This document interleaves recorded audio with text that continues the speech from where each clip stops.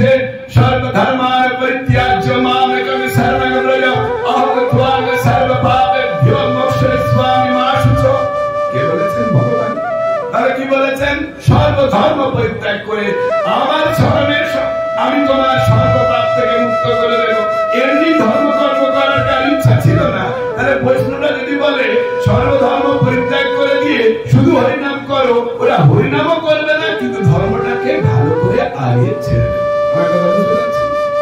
ভালো করে বুঝুন। আমাদের একটা কথা বলতে গেলে তার 7-5 ভবিষ্যতে কি হবে সেগুলো আমাদের ভেবে বলা উচিত।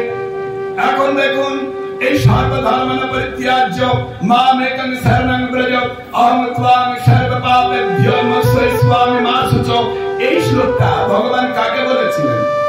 আপনাকে বলেছিলেন? আপনাদের? আমাকে না, কাকে বলেছিলেন? অর্জুনকে। আচ্ছা, মাঝখানে যদি 10 দিন ডিউটি না যায় তাহলে ওর স্ত্রী, ওই মহান ব্যক্তির স্ত্রী ওকে আর মন্দিরের কাছে পরবর্তীকালে আসতে দেবে? যে একদিন তুমি কাজে গিয়ে 10 দিন তোমার ডিউটি কামাই হচ্ছে, খবরদার তুমি মন্দিরের কাজে যাবে না। কিন্তু উনি এই মন্দিরের কাজে না এসে একদিন যা কাজ করত, সেখানে কাজের জন্য যে 5,000 বা 6,000 টাকা ইনকাম করত, ওটা যদি মন্দিরে দিয়ে দিত, কোনটাতে ভগবানের সুখ বেশি হলো? আমার কথা বুঝতে পারছেন? তাহলে উনি একটা লেবারের দাম 500 টাকা, 5,000 টাকা দিলে 10টা লেবার হবে। 10টা লেবার কাজ করলে মন্দিরের ভগবানের বেশি সেবা হবে না? উনি ইট বইতে জানে না, এসে ইট বইলে মন্দিরের বেশি সেবা হবে। ঠিক অর্জুন সেই ভুল করছিলেন। কেন? অর্জুন ধনুর্বেদে পারঙ্গত। অর্জুন যদি সমস্ত ত্যাগ করে দিয়ে হরি ভজন করে, তাহলে ভগবানের কজন সেবা করলো? একজন। আর অর্জুনের ক্ষমতা আছে, তার যুদ্ধবিদ্যার যা পারদর্শিতা, তাই দিয়ে কুরুক্ষেত্রের আজকের যুদ্ধে পৃথিবীর সমস্ত আততায়ী টেররিস্ট সমাজ বিরোধী আজকে এক জায়গায় হয়েছে, তাদের মারার ক্ষমতা আছে। এই সমাজ বিরোধীদের জন্য, আততায়ীগুলোর জন্য, এই টেররিস্টগুলোর জন্য আজকে সমাজের কোটি কোটি মানুষ তারা নিজের ধর্ম পালন করতে পারছে না। অর্জুন তিনি ধর্ম ত্যাগ করে দিলে ভগবানের একজন পালন করবে, আর ধর্ম ত্যাগ না করে তার যোগ্যতা দ্বারা যদি কোটি কোটি মানুষের দ্বারা বিঘ্নের কারণ আততায়ী টেররিস্ট সমাজ বিরোধীদের যদি বধ করে, কোটি কোটি লোক ভগবানের সেবা করবে। এবারে বলুন, অর্জুন যুদ্ধ করলে, এই আততায়ী গুলো মরে গেলে কোটি কোটি মানুষ পৃথিবীর দ্বারা হরিভজন করতে পারবে, তাতে ভগবানের কত সুখ হবে। আর একা অর্জুন পারে গিয়ে হরিভজন করলে ভগবানের কত সুখ হবে। আমার কথা বুঝতে পারছেন? তাই ওই ডাক্তার বা ওই চাকুরিজীবী, তিনি তার চাকুরিতে থেকে, সেখানে থেকে যদি সেই স্যালারিটা ভগবানের সেবায় দেয়, তাতে যেমন ভগবানের বেশি সুখ হবে। অর্জুন তার নিজের ধর্ম, যার যোগ্যতা আছে, সেই যোগ্যতার ফলটা যোগ্য কাজে লাগিয়ে তার ফসলটা যদি গোবিন্দের সেবা লাগায়, তাতে যেমন গোবিন্দ বেশি খুশি হবে। একজন মাস্টার, তিনি মাস্টারি করতে পারেন, তাহলে তিনি সমস্ত ছাত্রদের তৈরি করছেন, সেখানে যদি সৎ শিক্ষা দিয়ে জগতের হাজার হাজার সমাজের শিক্ষিত মানে সৎ ছেলে তৈরি করতে পারে, শাস্ত্র তৈরি করতে পারে, তাই হাজার হাজারের মধ্যে যদি 500 বা 200-250 ছেলে যদি হরিভজন করে, তাহলে মাস্টার মশাই একা হরিভজন করে ভগবানের যা সুখ হতো, সমাজের সুন্দরের দায়িত্ব তার আছে, যোগ্যতা আছে, সেই দিয়ে যদি সমাজের কল্যাণ করে, ভগবানের বেশি সুখ হবে না কম সুখ হবে?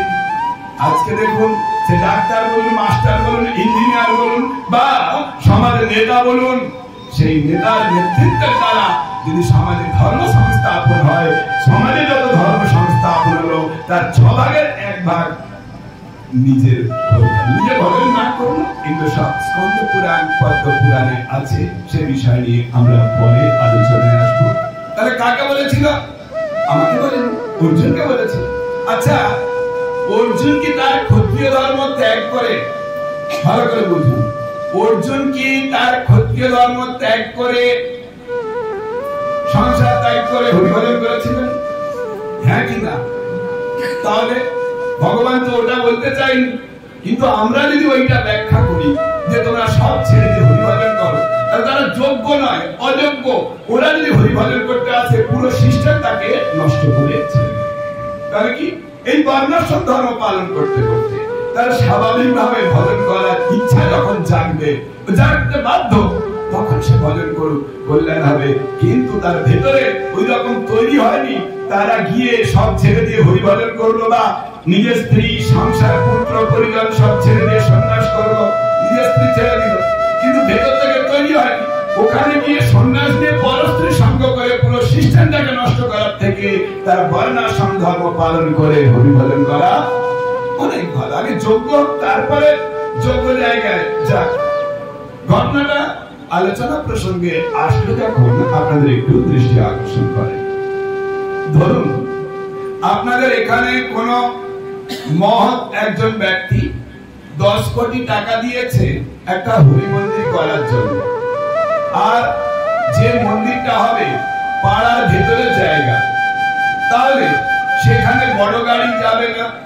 সেই লোকটা অর্থাৎ সেই মহান ব্যক্তি তিনি ইট, পাথর, বালি, সিমেন্ট, লোহা, পাথর যা লাগবে সব দিচ্ছে। তাহলে ওইগুলো বয়ে দিয়ে আপনাদের ভেতরে মন্দির তৈরি করতে হবে। আপনারা পাড়ার সমস্ত লোক মিটিং করে আপনারা বললেন যে না না, এই পাড়ার ভেতরে নিয়ে যাওয়ার জন্য যে খরচ, ওটা আমরা সব গায়ে গতরে, অর্থাৎ আমরা এগুলো করে নেব, এর জন্য ওনার থেকে কোনো পয়সা নেব না। সবাই একমত হলেন। আপনাদের এলাকায় একজন লোক ছিল, তিনি সার্ভিস করতেন, 1.5 লাখ টাকা পার মান্থ তার স্যালারি, মাসে কত? 1,50,000 টাকা। উনিও বলছেন যে না না, আমিও আপনাদের সঙ্গে এই ভগবানের মন্দিরের জন্য পাথর বইতে যাওয়ার জন্য ডিউটি কামাই করব। কত মহান ব্যক্তি দেখুন, এই ভগবানের মন্দিরের জন্য 1.5 লাখ টাকা পার মান্থ স্যালারি, ওই রকম কাজ বন্ধ করে দিয়ে ভগবানের সেবার জন্য কাজ বন্ধ করে যাচ্ছে। তাহলে লোকটা কত মহান বলুন? হ্যাঁ কি না? মহান তো না? গন্ডমূর্খ। কেন বলছেন প্রভু গন্ডমূর্খ? আপনারা বলবেন আচ্ছা ও অফিসে গিয়ে ইনভারি বইতো না, ব্রেনের কাজ করতো, সেখানে হয় কম্পিউটার অপারেটিং বা কোনো অপারেশন বা কোনো খুব বুদ্ধির কাজ করতো, শারীরিক কায়িক পরিশ্রম করতো না। তাহলে একজন লেবার যা কাজ করবে, উনি ওই কাজ করতে পারবেন? পারবেন না। 10 ভাগের 1 ভাগ কাজ করতে পারবেন না। কিন্তু ওই কাজ, পরিশ্রমের কাজ করতে গিয়ে